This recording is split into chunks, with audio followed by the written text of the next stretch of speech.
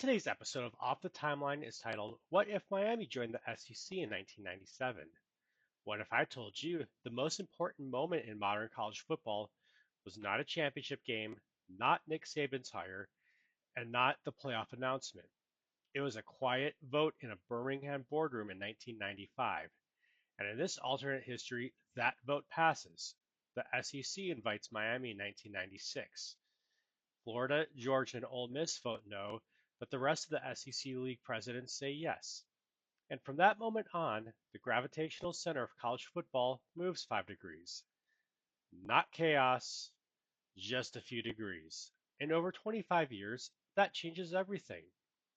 This is not what happened, this is what could have happened.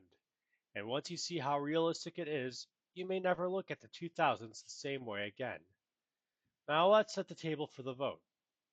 In this alternate history, the SEC is not chasing flash, they're chasing TV leverage.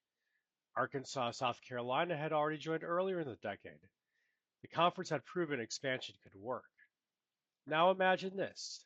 Miami signals interest quietly, not publicly, but behind closed doors. And ESPN quietly signals something else. If Miami joins, we're willing to renegotiate upward. That's the lever. Florida does not like it.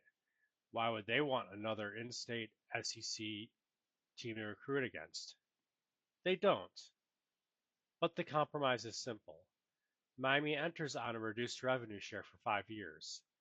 The vote passes, and Miami officially enters the SEC. And that sets the table to 2001 still happening. And this is here where people assume everything changes. It does not. The 2001 Miami roster is still absurdly stacked. The team survives any conference alignment. In this alternate history, Miami goes 11-1 in the regular season. They do drop a brutal road game in November because it's the SEC, that's why. But they won the SEC title game. They finished 12-1, and they still win that national title. The difference? They aren't an untouchable myth. They're battle tested. They proved they could win the toughest league. And validation changes their trajectory. Now you might be thinking to yourself that the SEC would have never taken Miami in the first place. But look at the incentives. South Florida television market, national brand, recruiting pipeline leverage, and most importantly, revenue renegotiation. Expansion votes are never emotional, they're financial. And with a revenue share compromise in place, the political resistance softens. It doesn't disappear, it just softens. That's how it passes. And that sets the table for the 2003 to 2006 dip. And here's where realism matters.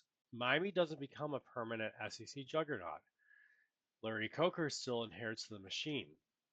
And once the generational roster cycles out, infrastructure cracks appear. Where a 9-3 season in the Big East would be merely disappointing, an 8-4 season in the SEC feels existential. From 2004 to 2006, Miami dips with seasons in the 7-5 and 8-4 range. But here's the key difference in this alternate history. They can't drift. SEC exposure forces modernization. Boosters accelerate investment. Facilities improve sooner. Recruiting operations scale earlier. The league forces them to grow up faster. That's the structural adjustment. Now you might be thinking to yourself that the SEC would be too dense to function with Miami added. You got Florida, Georgia, Tennessee, LSU, Alabama, Auburn, and now Miami. That's a pressure cooker. Exactly. But historically, density doesn't break leagues. It redistributes dominance. It gets you rotational supremacy.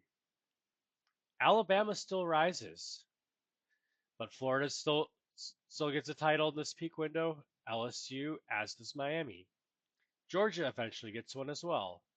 It becomes very brutal, but balanced. And that sets the table to Nick Saban and a denser SEC. Nick Saban still takes the Alabama job in 2007. That does not change. Process beats environment. But here's the subtle shift in this alternate history.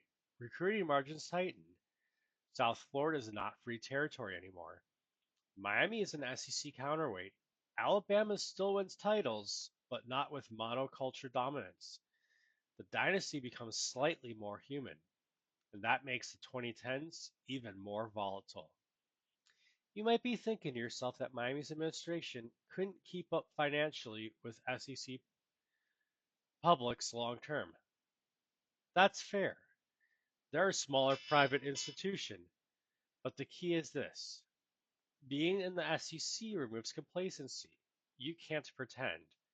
You either scale or you get exposed nationally every Saturday. The dip in 2004 to '06 becomes the forcing function, and Miami adapts, not perfectly, but sufficiently. And that sets the table for Florida State's decision. Do they follow Miami into the SEC? In this alternate history, no. Florida blocks it quietly. The SEC doesn't want another voting controversy. FSU uses this leverage instead to strengthen the ACC earlier. Virginia Tech joins sooner. The ACC stabilizes around Florida State. Clemson still rises. The ACC survives, and the balance of power shifts, but it does not collapse. You might be thinking to yourself that the playoff would have arrived way earlier in this universe. Not quite. Contracts still bind. The Rose Bowl still protects its structure. But 2011 hits harder. A denser SEC produces resume chaos. Rematch fatigue intensifies. And the playoff is approved faster, even if it still launches in 2014. The politics accelerate, the implementation timeline barely moves. And that sets the table for the long arc. So what does this 25-year arc look like? 97 to 2002, Miami proves it belongs. '03 to '06, exposure forces modernization.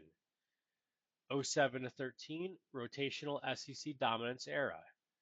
2014 to 2020, playoff volatility increases. The SEC becomes deeper earlier. The ACC remains top-heavy but viable. The Big Ten remains steady. The gravity shift is subtle, but it's permanent. You might be thinking to yourself that Miami would regret leaving for the SEC once the grind sets in. And in 2005, maybe they do. But 2001 erases regret. They won it in the hardest league. That validation changes institutional psychology forever. They're not chasing legitimacy, they proved it, and that matters. Again, this is alternate history, but it's not fantasy. It doesn't require magic hires. It doesn't require implausible collapses. It requires a vote, some revenue compromises, and one different institutional decision. That's all. If you enjoyed this kind of grounded alternate timeline, where we don't just detonate conferences, but actually stress test them like commissioners would, hit like, comment below, and subscribe if you want more what if timelines that feel shockingly possible. Because sometimes the biggest changes in sports history happen in rooms nobody remembers. I'll see you in the next timeline.